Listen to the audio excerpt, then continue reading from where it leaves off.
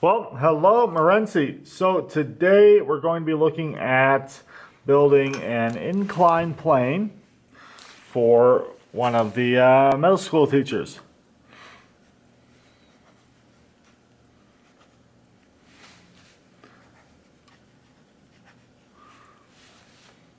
Now, this is essentially a science classroom apparatus. Basically, it's a slope that you roll things up and down to demonstrate momentum and gravity and friction. And it's basically a triangle with educational intent. So, for instance, if we push the ball up the hill, we can find out that the ball, which has momentum, hits this, rolls up, changes that momentum into stored potential energy, stops at some point up here, and then rolls back, converting that stored energy into motion through gravity.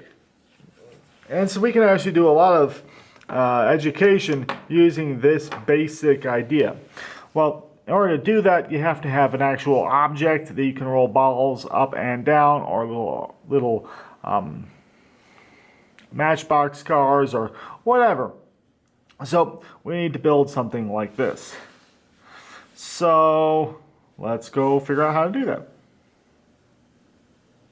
So my first idea was just nail together a couple of 2x4s with some mitered corners, meaning that we had cut them at an angle,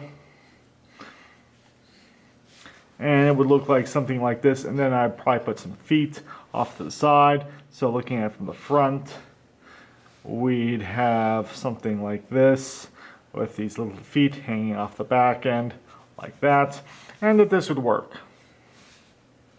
And this whole thing was supposed to be about a foot tall and about 2 feet long. And I'll let you figure out what the hypotenuse of that is if you really want to. Oh, and while we're at it, let's go and draw a top view.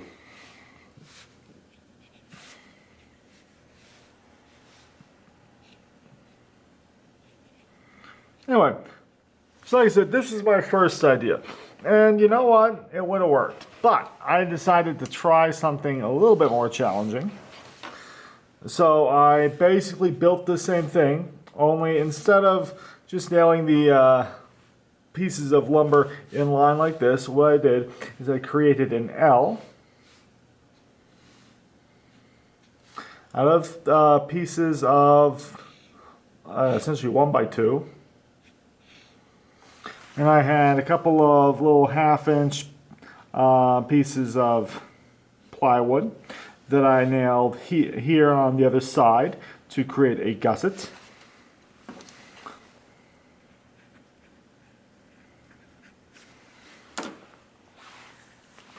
And then I took a couple more straps of that same 1/2-inch plywood, and I attached it to the frame like this, one on this side, one on the other side. So what that looked like from the top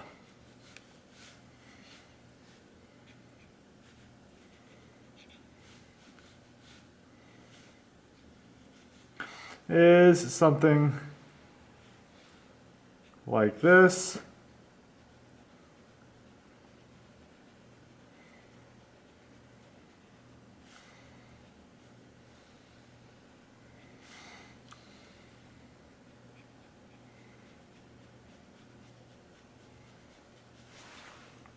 Like that. And so this and this are plywood.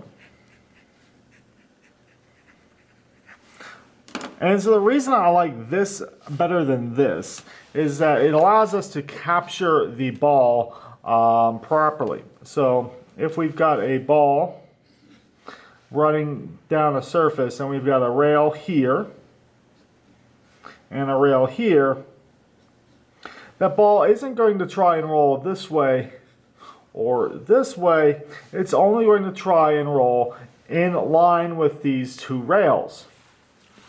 And so it doesn't matter if this thing is, if the thing is sitting on a slight slope or anything like that, because the ball can't actually do anything about it. It's caught between two rails. So I like that idea, and that's why I went ahead and did things.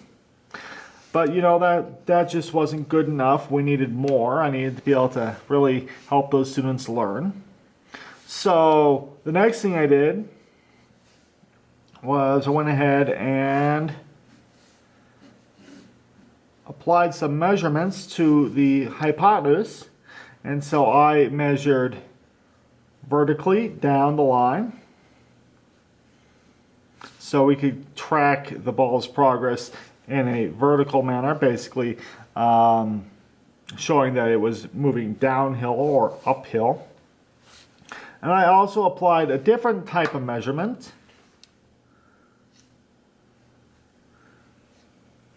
horizontally, so we could track the ball's movement horizontally. So we had vertical measurements and horizontal measurements.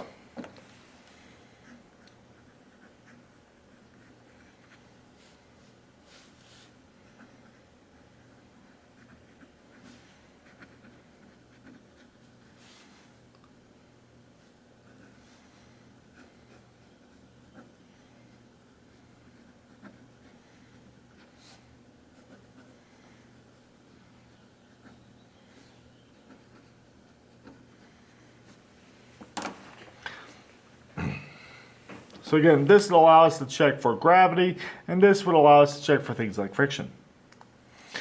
So that was okay, but you know what?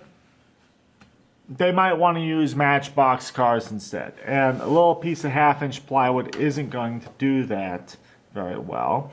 So the next thing after this, I went ahead and created a cap that could sit in between the two rails that would allow the teachers to put on a flat piece of material to slide cars up and down the thing.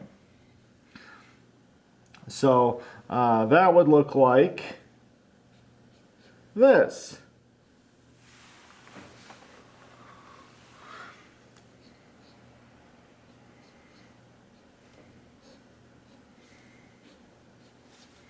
So if these are our two pieces or rails,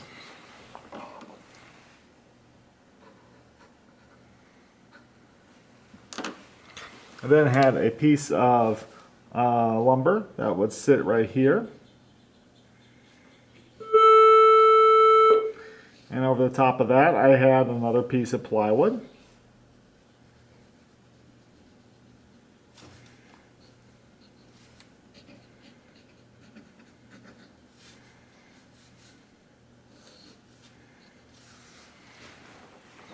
And this was more of that 2x2 material.